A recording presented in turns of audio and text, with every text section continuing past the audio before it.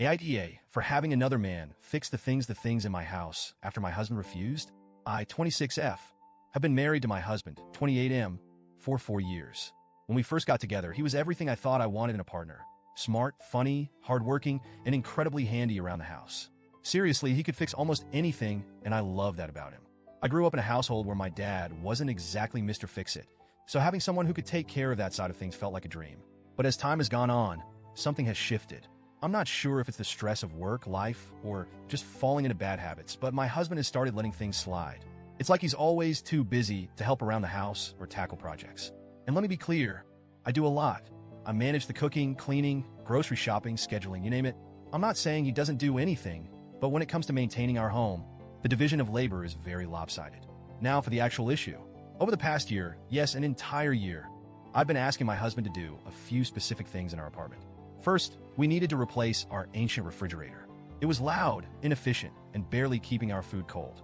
My sister generously gifted me a beautiful Smeg refrigerator for my birthday last year, but it's been sitting in the corner, still in its packaging, because my husband never got around to swapping it out. Second, I've been wanting to set up a small dance area in our apartment. Dancing is my passion and my primary form of exercise. It's not just about staying fit, it's my therapy, my joy, my escape. I asked my husband to install a ballet bar, a pole, and a mirror so I could practice at home. He said he'd do it, but every time I brought it up, there was another excuse. I'll get to it next weekend, or I don't have the right tools right now, or do we really need to drill holes in the walls for this? At first, I was patient. I get it, life gets busy. But as the weeks turned into months, my patience wore thin. It felt like he didn't take my needs seriously or care about how much this meant to me. I even tried to compromise by offering to help or hiring someone to do it, but he shot those ideas down too. Why waste money when I could do it myself, he'd say, but he wasn't doing it. Finally, a few weeks ago, I hit my breaking point. I decided to take matters into my own hands. Our apartment complex has a maintenance team, so I figured I'd start there. I knew they technically only handle repairs, but I thought maybe they could help with the fridge. I approached one of the maintenance workers, let's call him Mike, and explained the situation. I told him about the Smeg fridge and asked if there was any way he could install it for me.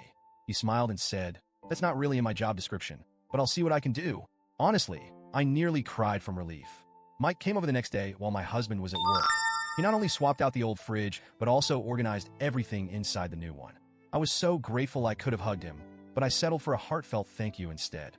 Before he left, he handed me his number and said, "If you ever need anything else, just let me know. No need to go through the online ticket system." At the time, I thought he was just being nice. I didn't think anything of it. A week later, I decided to text Mike again. I asked if he could help with the ballet bar, pole, and mirror. I told him the truth. I'd been waiting for my husband to do it for a year, but it just wasn't happening. Mike replied almost instantly, "Sure thing. I'll be there in 5 minutes." True to his word, Mike showed up with his toolbox and got to work. He was efficient and meticulous, making sure everything was secure and level. He even cleaned up the dust and debris afterward. I tried to tip him, but he refused. "No need for that," he said with a smile. "I'm happy to help." I felt such a wave of relief and gratitude. Finally, I had the space I'd been dreaming of, and I didn't have to beg or nag anyone for it.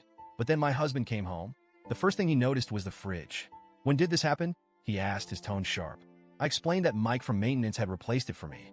My husband frowned, but didn't say much, until he walked into the living room and saw the ballet bar, pole, and mirror. He absolutely lost it. "Who the hell did this?" he demanded. When I told him it was Mike, his face turned red with anger. "You had another man in our house? While I wasn't here? Are you serious?" I tried to explain that I'd been waiting for him to do these things for a year and that I didn't see the harm in asking someone else for help. But he wasn't having it. He accused me of disrespecting him and undermining his role as the man of the house.